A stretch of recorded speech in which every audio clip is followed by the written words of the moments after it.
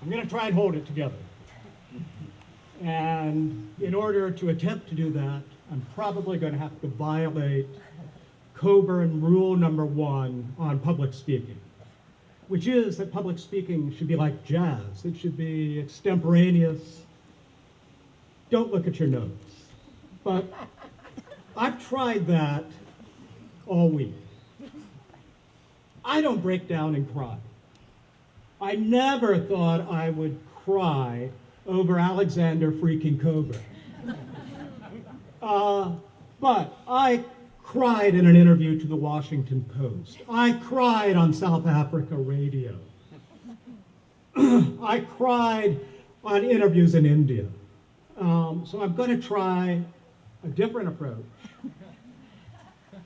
and stick to the notes and see how far I get.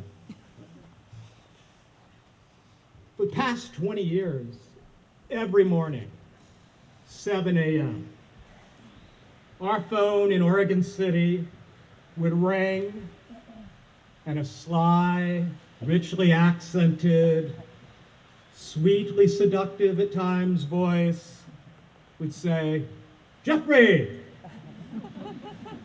this is Alex. It's still raining up there."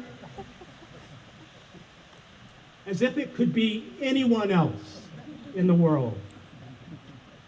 We talked for an hour every morning. When we were writing books, including a 400-page book, we wrote them over the telephone. I have like cauliflower ear, like a Mexican wrestler, from writing Whiteout. That was 4 or 5 hours a day on the telephone. You needed a kind of Zen-like patience to get through that. And Alex didn't do Zen. Just didn't do it. Not even at the end when he was trying a lot of other things. He was not going across that line. Those calls oriented my day. And now there's this strange lacuna.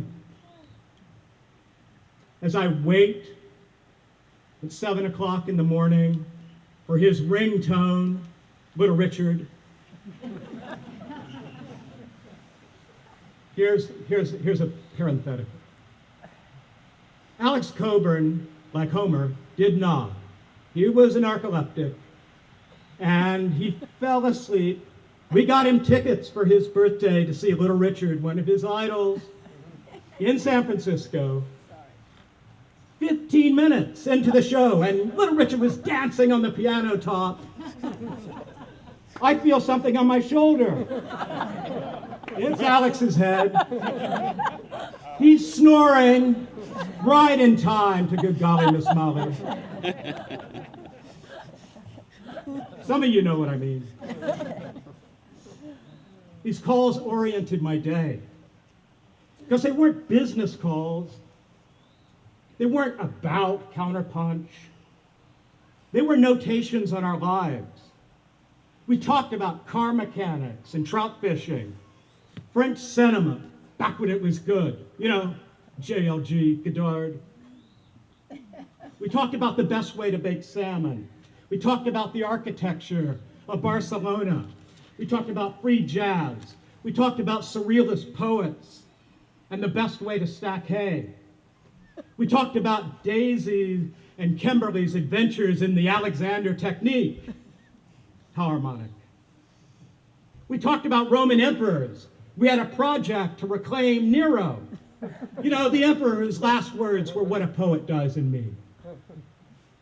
We talked about harvesting mussels. We talked about the paintings of Morris Graves. We talked about the dancing of James Brown. We talked about the plot of Tron 2.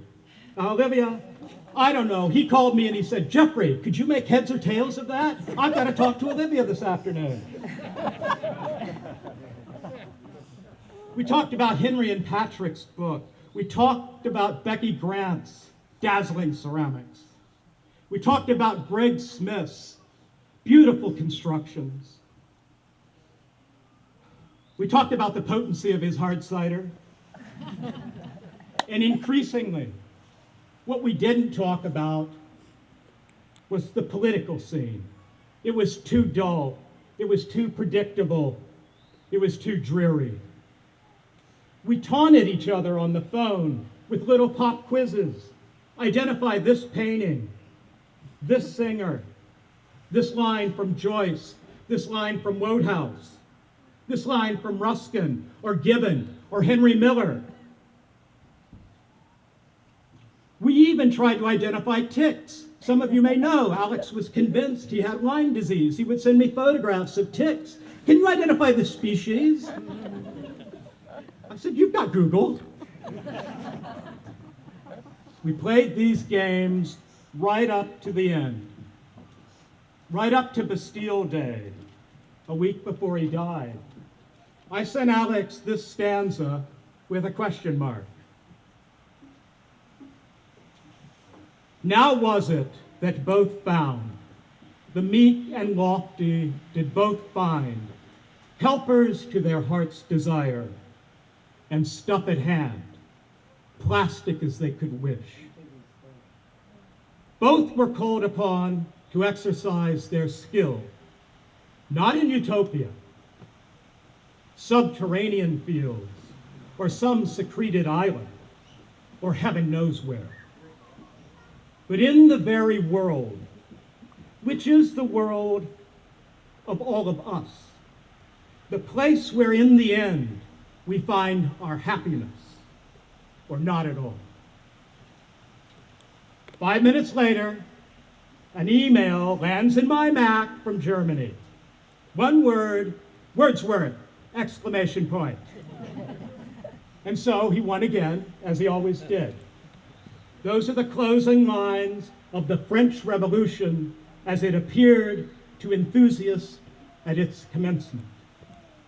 The young Wordsworth was something of an armchair revolutionary, cheering on the French radicals from his cottage in the Lake District. But those were dangerous sentiments at the time, and Wordsworth was hounded by the secret police, and he ultimately broke under the pressure. Alex never broke, never retreated, always moved forward toward greater human liberation, toward justice, and sometimes for revenge for grievous wrongs. His favorite line from Lenin, Vladimir, not John, was be as radical as reality. Alex's politics were not theoretical. They were geared to the circumstances of our daily lives, to the fight on the front lines. In the hundreds of interviews I've given over the past week, I've taken to calling Alex our Voltaire. He shared Voltaire's wide-ranging mind, his hatred of oppression, his rapier wit, and his astounding productivity. Alex wrote at breathtaking speed. Perry could probably settle this question because he knew the both of them, but I think Alex wrote as fast as Jean-Paul Sartre, and he did it without the amphetamines. And the prose that emerged from the Underwood first, and later, thank God, from the Macintosh, had a vicious lucidity to it. The columns deepen and expand with rereading, because like Voltaire, they are studded with inside jokes, puns, secret insults, and allusions. It's one of the reasons that his dear friend Edward Said called him Alexander the Brilliant. He was brilliant in the many different meanings of that word.